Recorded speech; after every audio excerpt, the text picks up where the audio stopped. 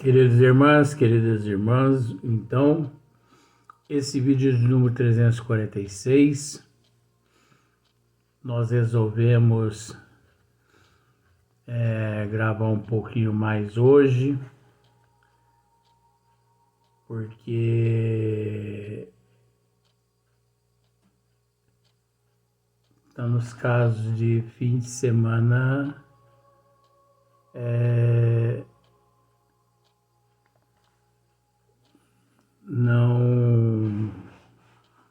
não termos tempo assim para gravar.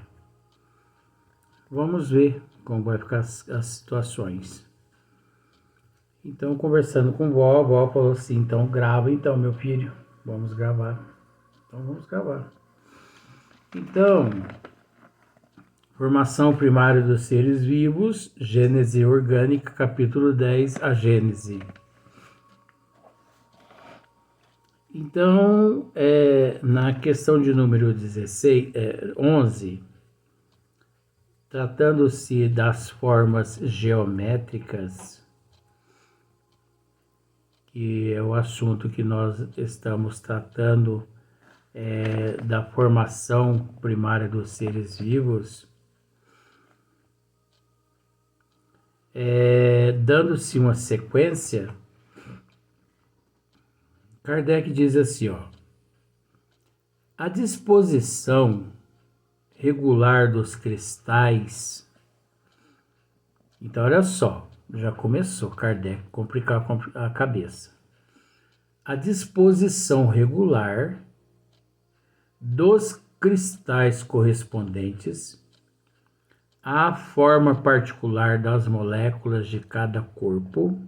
Nossa, ele já complicou tudo aqui agora. Se eu tiver que falar sobre isso aqui, fico falando o resto da vida. A disposição regular dos cristais correspondentes. Os cristais correspondentes são os cristais oriundos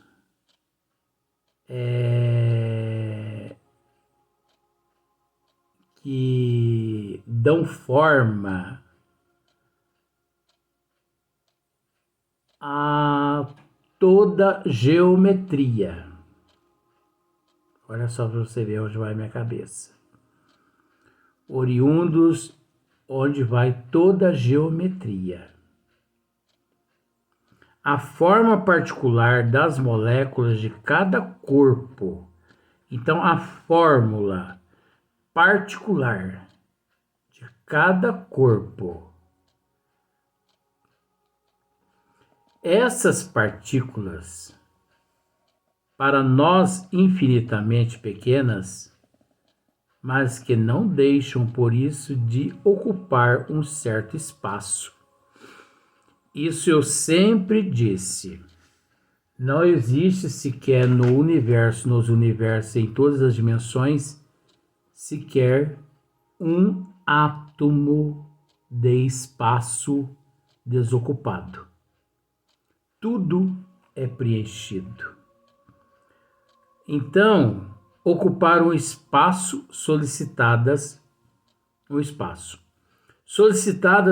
para as outras pela atração molecular. Então, existe a solicitação pela atração molecular. Se arrumam e justapõem segundo o exigem suas formas, de maneira a tomar cada uma o seu lugar em torno do núcleo ou primeiro centro de atração e a constituir um conjunto simétrico. É lógico que existe na geometria o conjunto simétrico. É onde tudo se justapõe. E se justapõe de uma tal forma tão precisa que um elemento obedece à característica do antecessor. Por exemplo, eu gosto de exemplo. Todo mundo, com todo respeito, vai à sorveteria e diz assim: me dê um picolé. Tudo bem. A pessoa pega o picolé e chupa o picolé. Mas ninguém para observar a forma geométrica, a geometria do picolé, a forma que justapõe. Porque é preciso entender que se aquele picolé que você chupa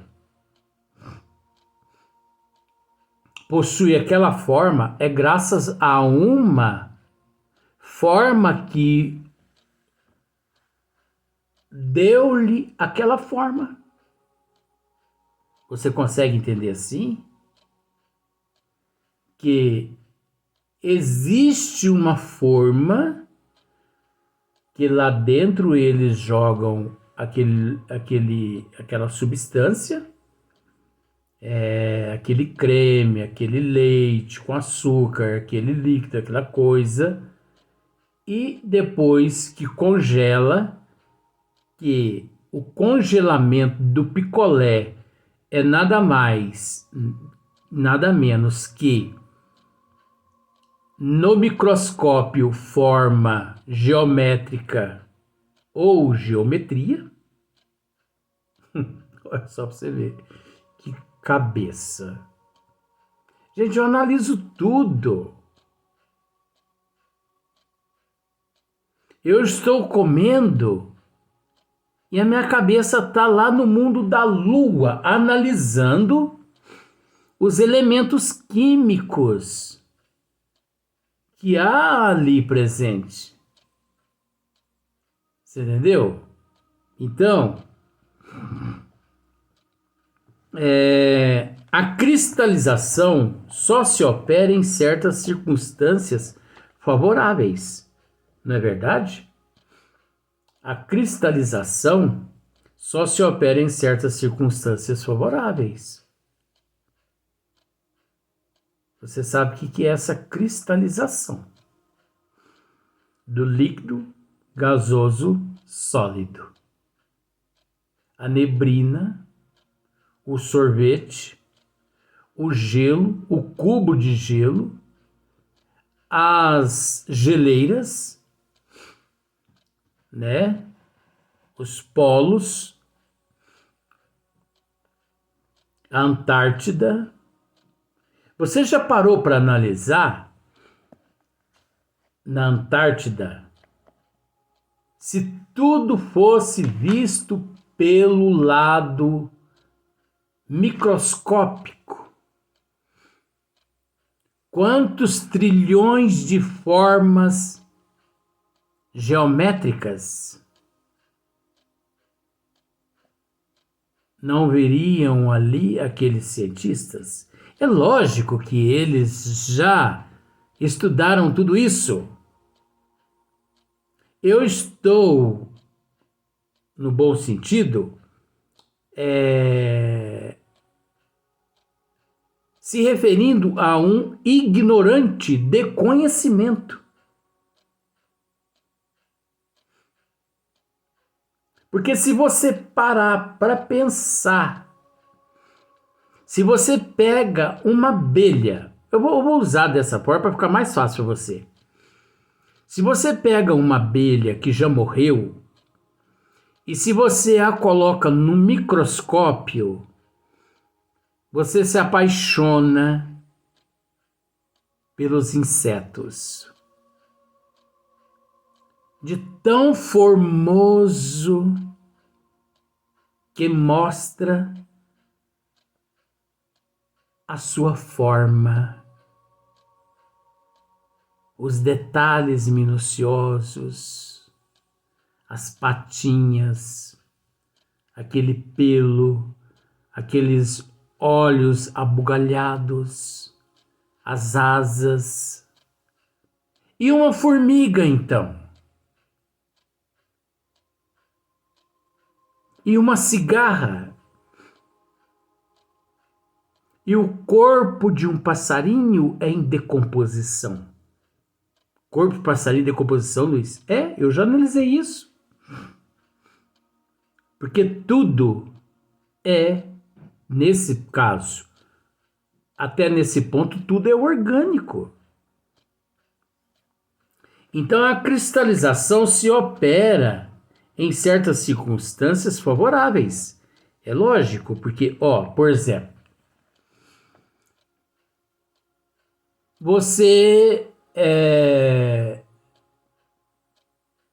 realiza um trabalho na sua geladeira que chama descongelamento, que é o desgelo. Descongelamento. Tá, você descongela a tua geladeira, limpa tudo e você pensa assim, agora eu vou ligar a geladeira novamente. No outro dia, você passa a mão assim no congelador, tá cheinho de gelo. Só que as pessoas não se preocupam com as formas geométricas. O congelador está gelado de novo. Mas não se preocupa com os cubos, com as esferosidades, né? Com as partes que nós podemos dizer assim, pentágono, que são partes relacionadas à geometria, mas que voltado à cristalização. Então, se você coloca um copo, por exemplo, você prepara uma gelatina e coloca na geladeira. Ela congela, mas ela não cristaliza. Por que ela congela, mas não cristaliza? Porque congelamento é uma coisa, cristalização é outra coisa. Ela não cristaliza e só congela por alguns fatores.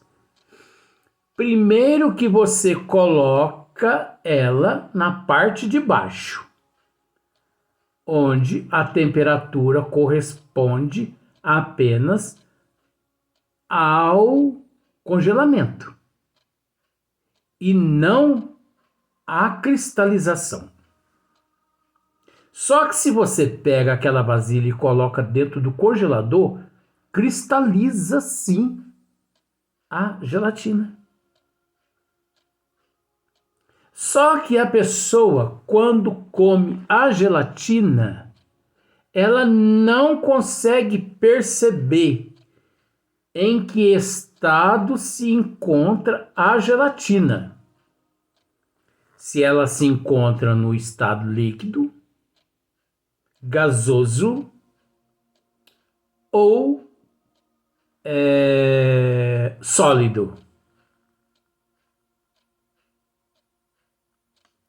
É óbvio que naquele momento existe uma mistura de líquido, gasoso e sólido. Por isso ela se mostra mole.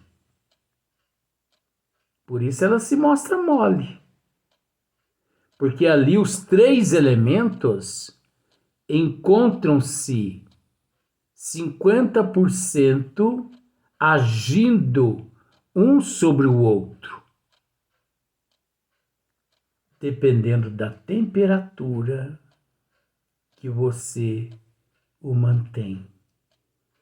Altera para você ver a temperatura.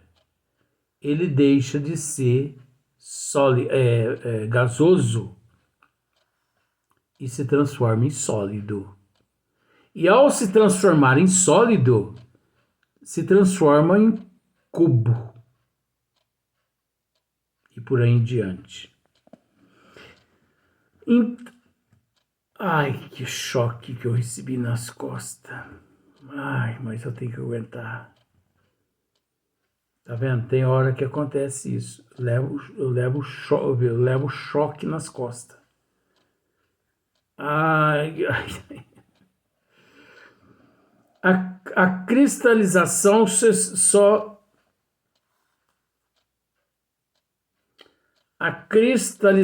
só se opera em certas circunstâncias favoráveis. É lógico. O sorvete, ele só se cristaliza numa temperatura favorável. As películas que dentro do carro se forma, onde cria-se aquela fumaça, ali há uma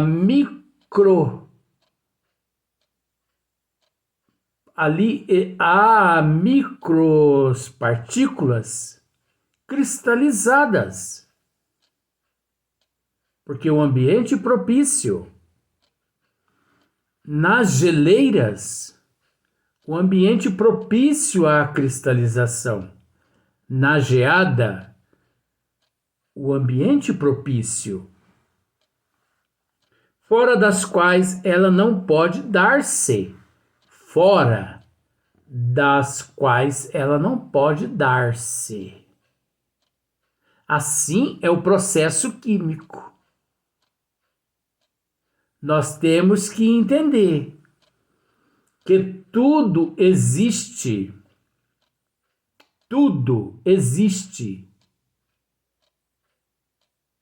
em química, mas respeitando o momento para que aquilo se dê.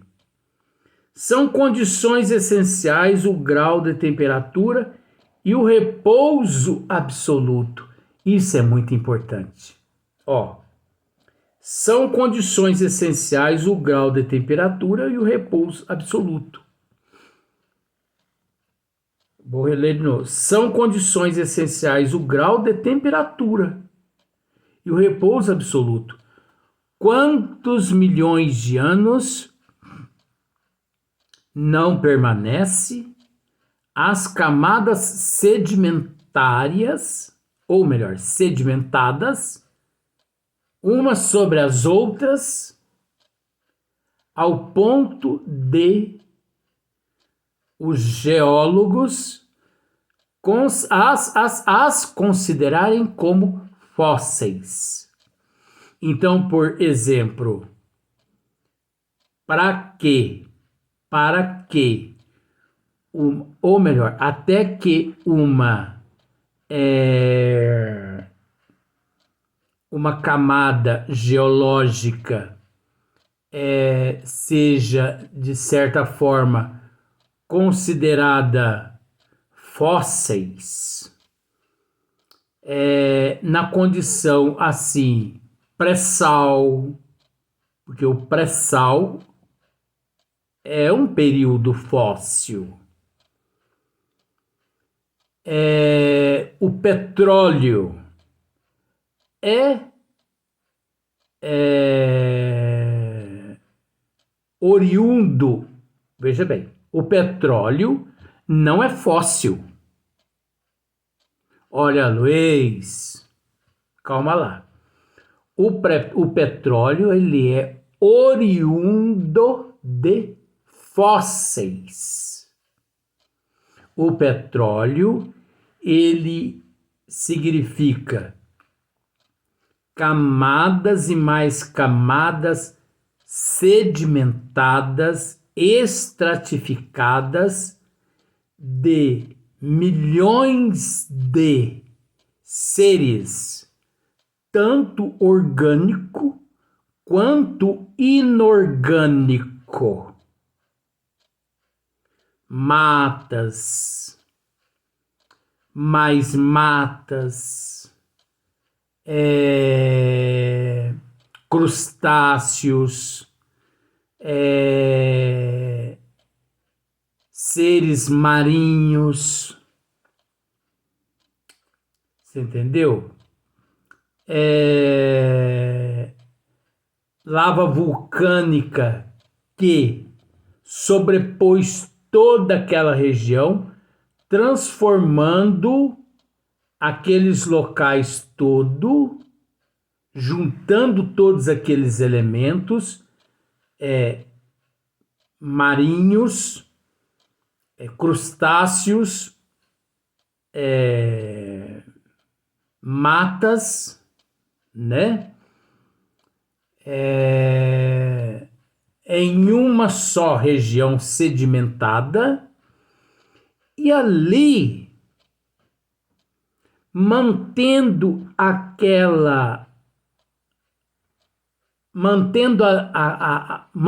aqueles elementos por milhares de anos. Então, vamos ver se você consegue raciocinar da seguinte forma. Se não der tempo, nós vamos voltar no mesmo assunto, porque esse assunto é interessante. Ocorre com a parte aquática ali aglomerada, com a parte orgânica e inorgânica, as matas, os bichos, tudo ali juntos naquela sedimentação. Ocorre o mesmo com a uva colocada para fermentação. Então, por esses elementos todos, orgânicos e inorgânicos, encontrarem-se a uma certa profundidade, sedimentados e por isso uma certa temperatura, ali ocorre uma certa fermentação. E essa fermentação levam aqueles elementos todos a se decomporem. Então, o petróleo, ele é oriundo de centenas de seres